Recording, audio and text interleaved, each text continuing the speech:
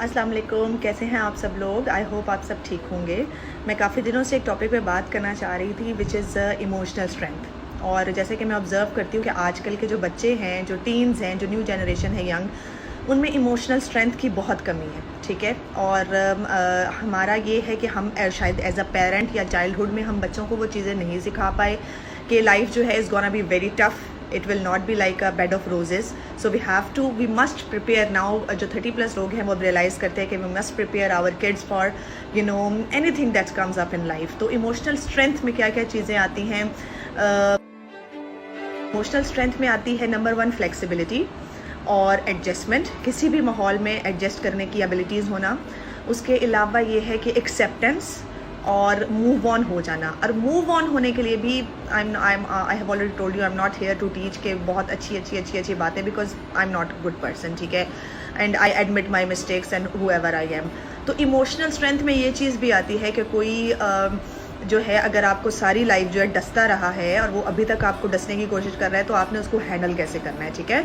और you can not handle negatively in first attempt, but ये है कि आप अपने आप को सेव करते रहें, बचाते रहें, अवॉइड करें उस सिचुएशन से और मूव ऑन करें। And just think about your self. अगर आप मदर हैं तो अपने बच्चों का सोचें, अपने शौहर का, और अपने घर के एनवायरनमेंट के बारे में सोचें। एक तो लोग आपका डैमेज कर जाते हैं, और सेकंड डैमेज क्या होता है, जब आप उस चीज़ को लेके बैठे रहते हैं और उस वजह से आपकी अब फर्दर जो लाइफ है वो इफेक्ट होती है।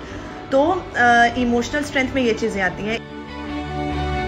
And to give the shut up call to these people is also part of the emotional strength। जब आपकी बस हो जाती है और आपने जो है लोगों को you must tell them that you are not forgiving all your life, ठीक है। किसी एक मोमेंट पे आके you must have to give them a shut up call, ठीक है। और ये कि जो कुछ वो करते आए हैं they must face their consequences because you exist, they must know that you exist। तो इमोशनल स्ट्रेंथ में ये आता है कि एक चपेड़ ये भी होती है कि आप जो है वो बिल्कुल किसी को जवाब बिल्कुल ना देना भी इज़ काइंड ऑफ अ चपेड़ for them and it's very painful. लेकिन ये है कि अगर फिर भी सिलसिला जारी रहे तो आपको उनको बताना पड़ता है। As far as myself is concern, तो I am not that much for giving all the life, ठीक है।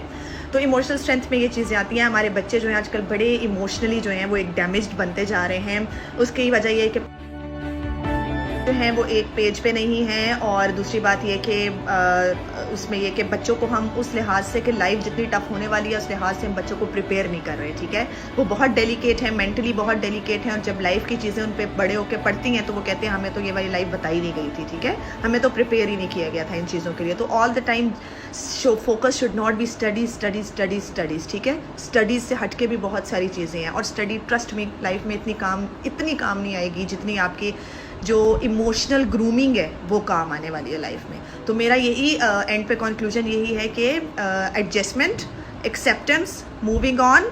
अगर तरीके से कोई हैंडल नहीं हो रहा तो tell them that you exist by giving them shut up call, और अपने माइंड को मूव ऑन की तरफ लगाना और अपनी सेल्फ पे ध्यान देना, ठीक है। और फ्लेक्सिबिलिटी होना अकॉर्डिंग टू सर्कमस्टांसेस, ठीक है। अल्लाह हाफिज़, बाय बाय।